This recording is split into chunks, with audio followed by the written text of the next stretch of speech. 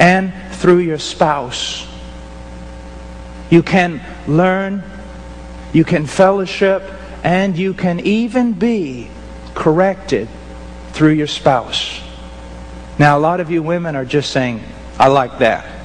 I'm good at that. Well, there's about 3 hours of teaching, dear sister, on how you're supposed to do that. But let me just run down through a few of them, because I don't want to leave your husband to the sharks. Okay? 1, she must foremost rely upon the quality of her life and not argumentation. Not the tongue. Not nagging. Not instructing and directing and talking down as though he were her little boy. Although sometimes he may act like it. That comes from 1 Peter 3:1. In the same way, you wives, be submissive to your own husbands, so that even if any of them are disobedient to the word, they may be won without a word by the behavior of their wives. Doesn't the Holy Spirit know women? He knows that what they're going to go for is the tongue. They are. They're just better at it than we are.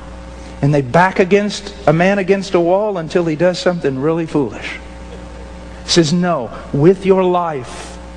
Secondly, she must not sharply rebuke him, but appeal to him. This is a principle found in authority in 1 Timothy 5:1, where young men are not to sharply rebuke an older man, but appeal to him as father. Secondly, she must demonstrate reverence and respect. Ephesians 5:33, the wife must see to it that she respects her husband. Also, she must demonstrate a submissiveness, a genuine submissiveness. 1 Peter 3:5, for in this way in former times the holy women also who hoped in God used to adorn themselves, being submissive to their own husbands. And finally, she must demonstrate a gentle and quiet spirit. 1 Peter 3:4, but let it be the hidden person of the heart with the imperishable quality of a gentle and quiet spirit, which is precious in the sight of God. Say, well, my husband will never change if I do what you just said. Well, let me ask you a question. With all your striving, has he changed thus far? No. There's a principle I teach. It's actually a sermon. It's entitled, to women, it's entitled, How to Live in Such a Way So That God Will Kill Your Husband. And it has something to do with this. I love European castles. Every time I go to Europe or something, if I can find a castle somewhere, I'll go to it. But I was so amazed that in the castles, in the front door, the big door, 30 soldiers walking abreast could go through that door. But when you get to the second floor of many of those castles, the stairwell is only about this wide. And the door on that castle is only about this wide. You wonder, well, what's the deal? Why is that? Well, here's the reason.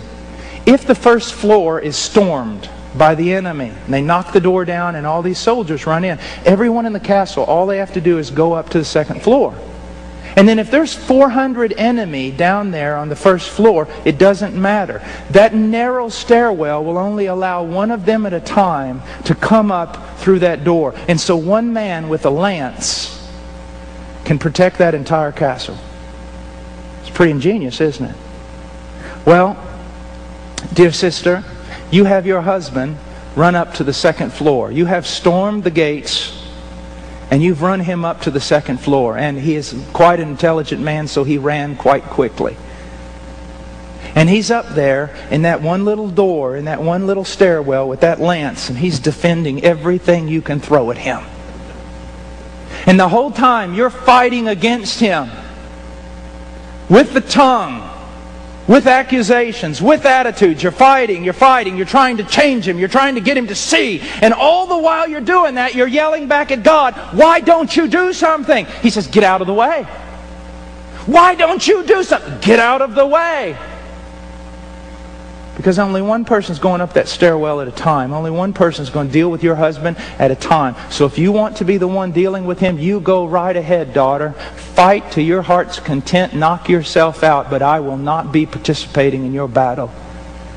Now, if you step aside and do what I tell you to do and give place to the wrath of God, I'll deal with your husband.